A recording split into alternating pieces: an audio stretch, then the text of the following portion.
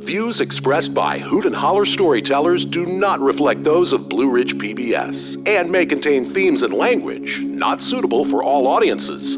Viewer discretion is advised. Blue Ridge PBS and Echo present Hoot and Holler, a live storytelling event recorded at the historic Grandin Theater in Roanoke, Virginia.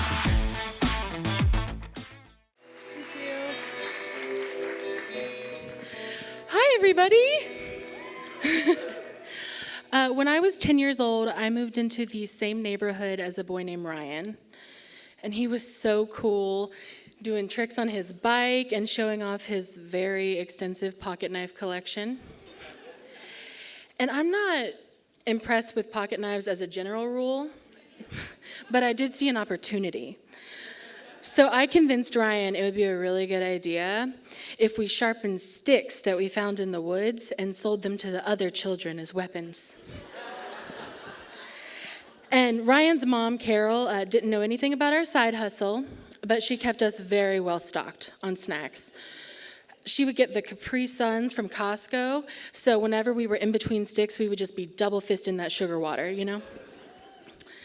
Unfortunately, our business was eventually discovered and dismantled, thanks to a little snitch who will go unnamed, Tabitha Adams. But regardless, Ryan and I stayed close for a couple of years until being teenagers and in different social circles drove us apart and we lost touch. I hadn't thought about Ryan in a long time. But then 5 years ago, when I was moving back to North Carolina, my brother sent me an article. It was about Ryan. He'd gone to buy a PlayStation from somebody that he found on Facebook Marketplace, and they shot him dead for the money in his wallet. And all I could think about was this little kid that taught me how to do tricks on my bike and who cried when we got busted for selling shanks. And I knew that I had to go and pay my respects. I was instantly nervous because I am terrible around grief. I'm always worried I'm going to say the wrong thing and make everything worse. And Ryan's funeral was scheduled for 2 p.m. on a Thursday, which is crazy. Did you know that funerals could be scheduled on weekdays? Okay, I didn't know that. And because of that, nobody was available to come with me. But I was an adult. And I resolved myself to go alone. I took off work, and I checked and I rechecked the location of the church to make sure I was in the right place. And the whole drive over, I kept practicing exactly what I was going to say to Ryan's mom. I was not going to go off script. I was going to stay there. So I was shaking a little bit when I got out of the car, and I walked into this huge church. And I saw a man in a suit, and I followed him. I knew wherever he was going, that's where I needed to be. And I just focused on putting one foot in front of the other. And we walk into this gigantic room, and there are these beautiful stained glass windows that have Jesus smiling down on us. And Ryan's family is in the very front so that we can offer our condolences. And when I see Carol, oh God, she looks so different. Her gorgeous brown hair has gone gray, and mostly she just looks older. And I think this is what grief does, you know? It's the terrible toll that it takes on us, both inside and out. When I finally reach her, I say the speech that I've been practicing. Hi, I don't know if you remember me. My name is Hailey Hendricks. I am so sorry for your loss. I used to play with your son all the time when we were kids. And she studies me for a second. She says, I'm sorry. I'm having trouble placing you, but wow, you look so young. I said, thank you so much. I recently started wearing sunscreen every day.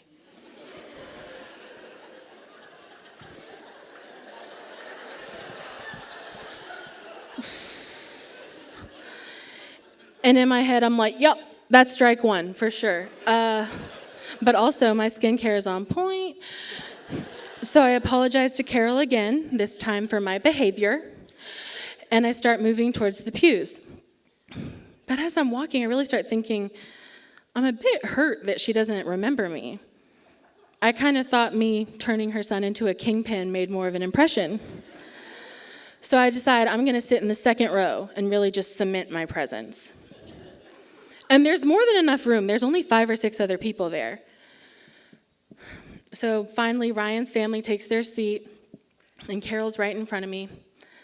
And the preacher ascends the stage, and he walks to this giant portrait that's covered, and he unveils it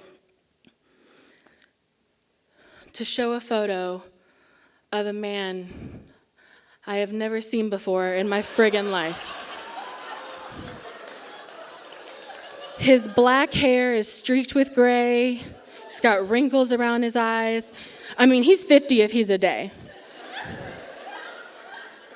And I'm like, wow, this is really embarrassing for the church. I thought I was gonna say the wrong thing. They put out the wrong picture.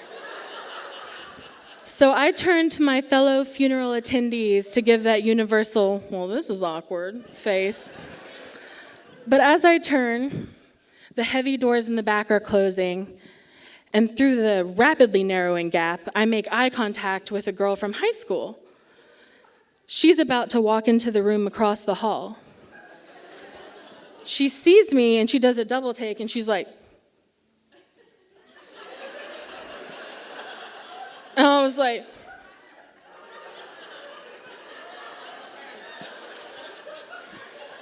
and that is the moment I learned that churches can have 2 funerals taking place at the same time. And the doors close with a really loud thud. And I'm trying to think, how am I going to stealthily get out of here? And the preacher starts talking about Jason Miller and how we are all here to honor him. My suspicions that I'm in the wrong place begin to grow. And my thoughts are so loud at this point that I almost miss the preacher saying, instead of a big long sermon, the family would like everyone gathered here today to share their favorite memory of Jason. Oh, you gotta be kidding me. You gotta be kidding me. I'm gonna throw up. Whew. Oh my gosh, nowhere in my anxiety-ridden brain did this scenario ever, I so did not rehearse this in the car. But I'm like, it's okay, it's fine. I'll wait for the first person to share, and then I'll sneak out. But if you recall, my dumb had to sit in the second row to prove a point.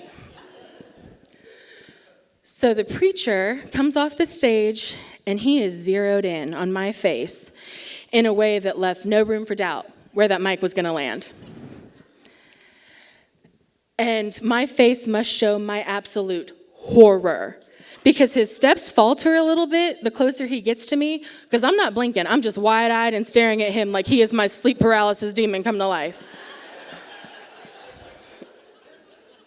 But when he gets to me, he puts the mic in my hand. He's like, please stand and share. And I wanted to say, sir, I can't feel my legs. Even if I were at the right funeral, I would be freaking out. This is just anarchy. My heart is pounding so hard, I think I'm gonna pass out. My ass is sweating like a lot. But I stand up, and all that emotion just kind of bubbles to the surface. And I'm just standing in the middle of a church, staring up at stained glass Jesus and a picture of a total stranger saying into a microphone, why, God, why? Why, Lord? Why is this happening? Why have you done this? Why? Oh, God, I'm sorry. I can't.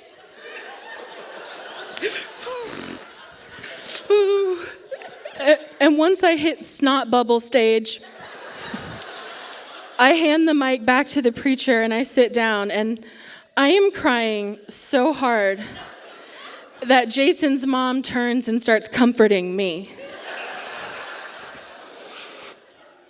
And the rest of his funeral is a little bit of a blur, but I do catch tidbits here and there. The man that I'd followed in the suit shares a great memory of how Jason and he had celebrated when the Vietnam War ended before they could be drafted. And I've never been great at math, but something's telling me that all the sunscreen in the world would not keep Jason Miller's childhood friend looking 25 years old.